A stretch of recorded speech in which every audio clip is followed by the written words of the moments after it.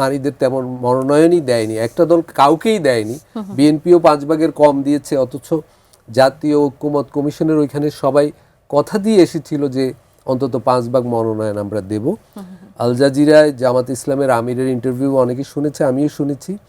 উনি তো বলেছেন যে নারীরা এমনকি দলের দায়িত্ব নেওয়ারও উপযোগী নয়, ওনার কথাটা এরকম দাঁড়ায়।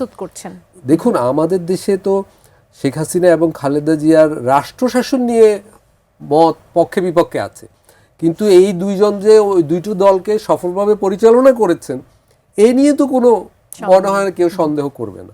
তো এরকম একটা জায়গায় জুলাই অভ্যুত্থানের পরেও এবং বিশ্ব 2026 সালে যেখানে আছে, প্রায় কোনো পেশায় নারীরা এখন আর দুনিয়াতে পিছিয়ে নেই, রাষ্ট্র পরিচালনা থেকে শুরু করে প্রতিষ্ঠান পরিচালনা। তো সেখানে এসেও এবারে নারীরা শুনলেন তারা দল পরিচালনাতেও উপযোগী নয়, এবং গত 17 মাস ধরে নারী বিরোধী সহিংসতা তো বিপুল হয়েছে।